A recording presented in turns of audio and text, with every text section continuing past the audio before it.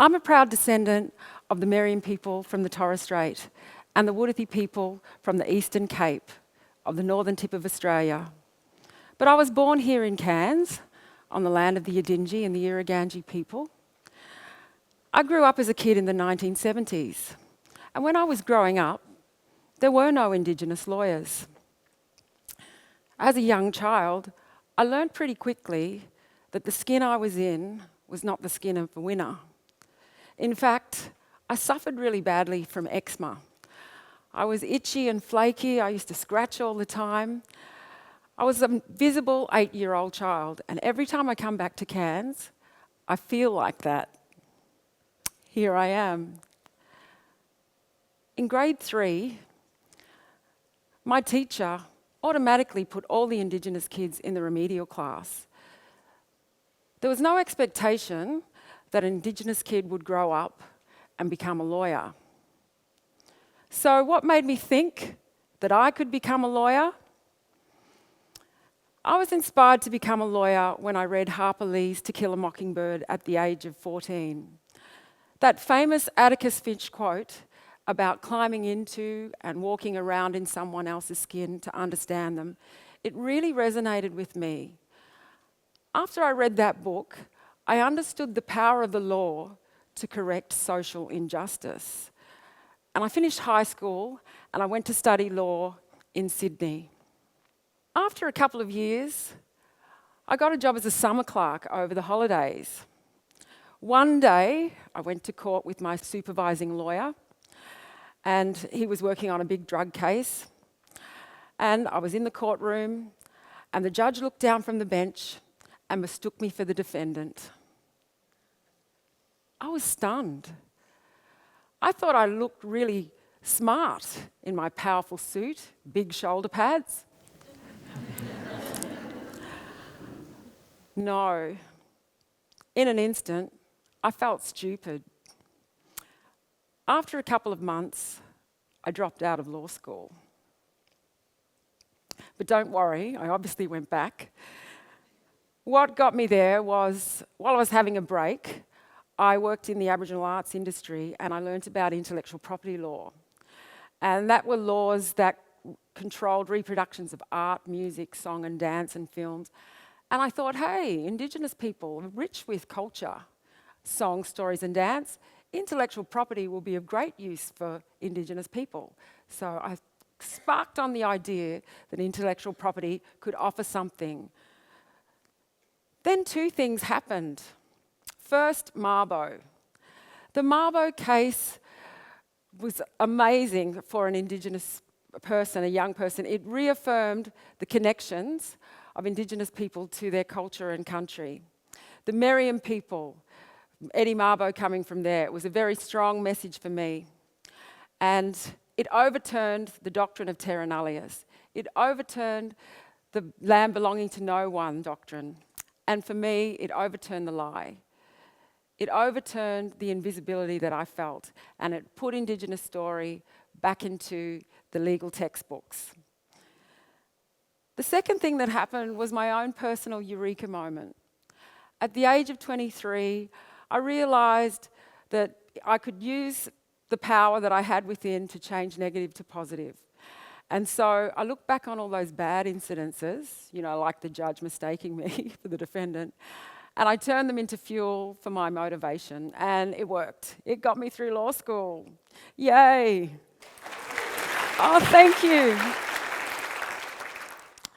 Yes, it was a long journey, but I graduated and started work in the mid-1990s, and at that time, there was an amazing explosion of Indigenous arts occurring.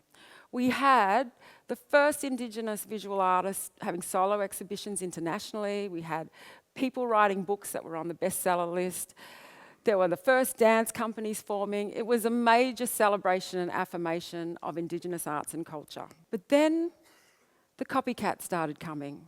The fake Aboriginal art being produced from overseas that were being sold as authentic art. They were being produced and they were undermining the opportunities for Indigenous people. So Aboriginal and Torres Strait Island artists looked to intellectual property law for resolve. There was a major case about 20 years ago where 8 Aboriginal artists took the importers of carpets to the federal court and stopped them from selling and importing their carpets. It set a major precedent. It was the first case that said Aboriginal people own their copyright to their artworks. And it was a very big explosion and helped Indigenous artists use copyright law. But the other problem is that not all things are protected by copyright. For example, songs, stories that are passed on orally, they're not protected by copyright. Themes and styles aren't protected, so things fall through the cracks. But that's not the only problem. About 2 years ago, Aboriginal artist Bibi Barber came to visit me when she discovered her artworks copied on the carpets and on the fixtures of a Polish hotel. She was devastated because the story in the artwork is the story of her grandmother's country and a really strong connection for her, deep meaning, and it was being undermined in this way. And she said to me, "Why didn't they contact me?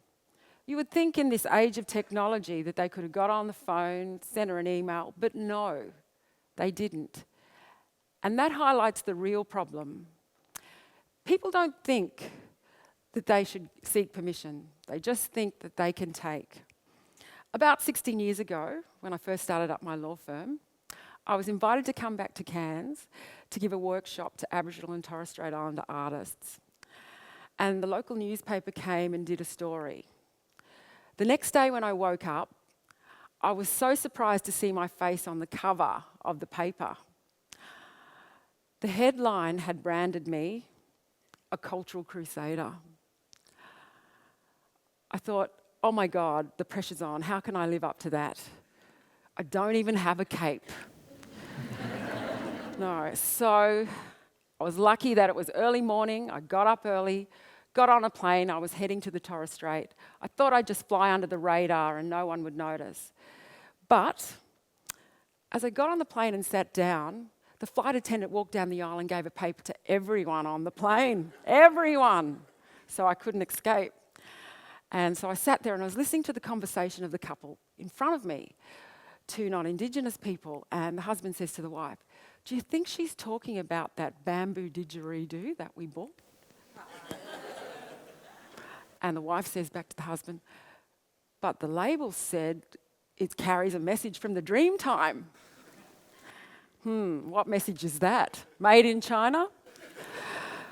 But anyway, the Torres Strait Islander woman next to me looked over and she smiled and she said, "Hey, you're that deadly lawyer in the paper on the front cover. Good on you. You're going to help us solve these rip-offs. It's going to be great." And I said, "Oh, no." Started to stutter. I was going, "I'm just starting out, Auntie." And she looked down at me. She said, "Don't you worry. You stay on track. You keep your tracks true. And people will follow." And in that instant, I had my purpose.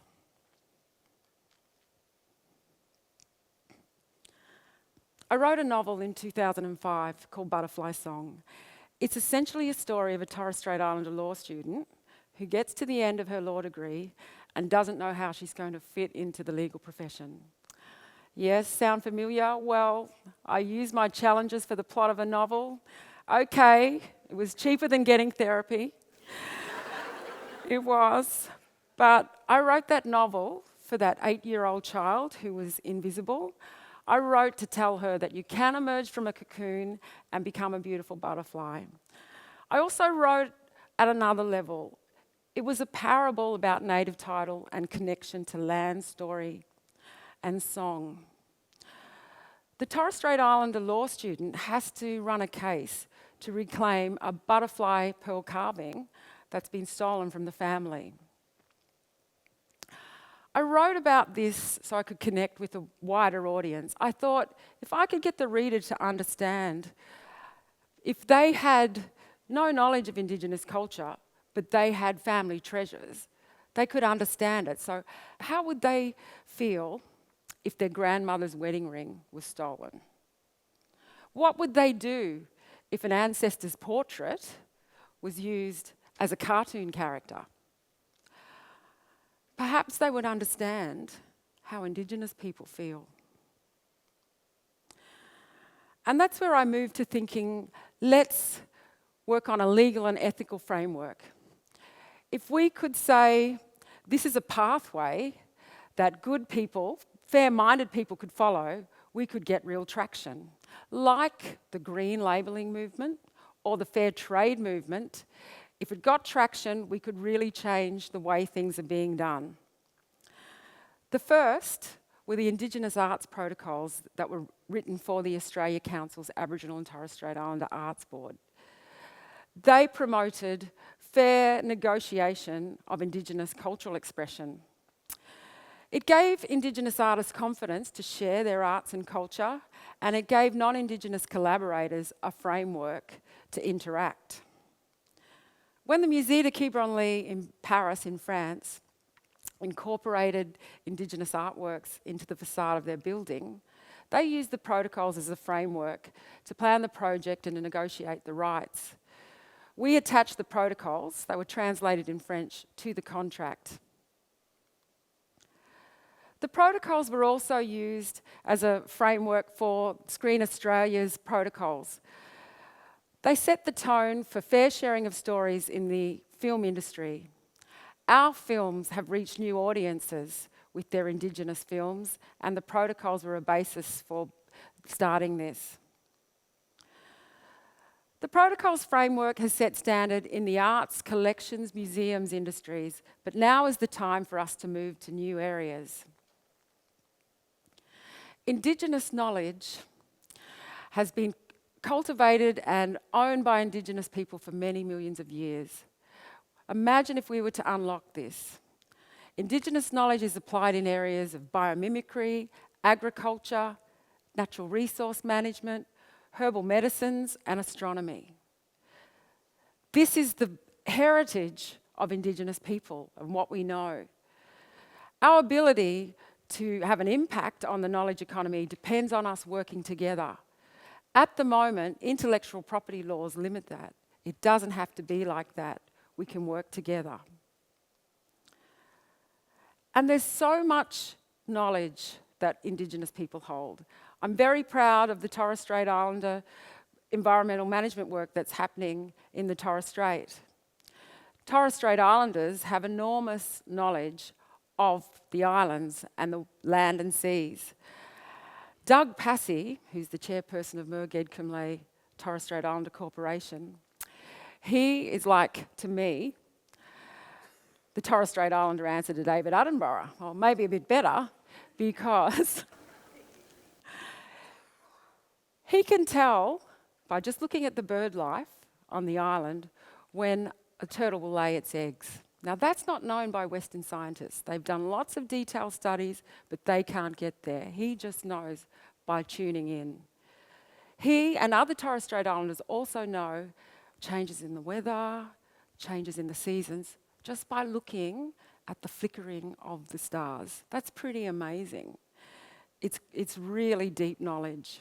So the Torres Strait Islander traditional owners and the rangers, they are now working with scientists and they're forming alliances, and they know that their cultural knowledge is very valuable, not just for them and the future generations, but for the whole planet and everything on it. And that's not just happening in the Torres Strait. There are 370 million Indigenous people worldwide. That's 5% of the population, but they make up 15% of the world's poor. What would happen if we were to harness that knowledge and engage Indigenous people and really make them a part of the new knowledge economy? We could turn around poverty.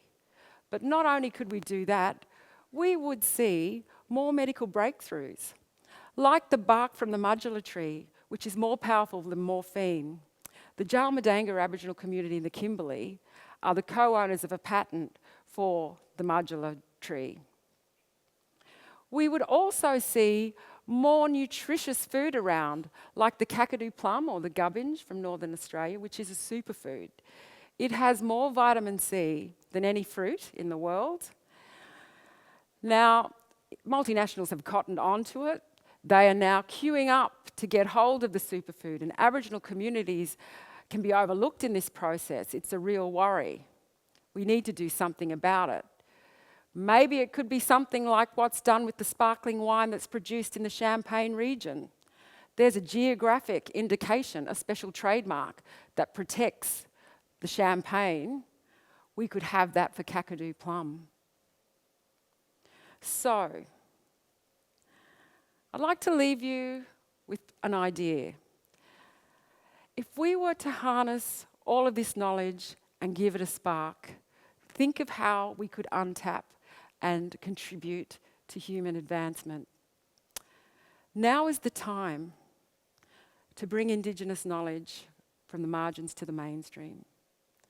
Now is the time to engage fairly and openly with Indigenous custodians and knowledge holders. Now is the time to follow the true tracks. Thank you.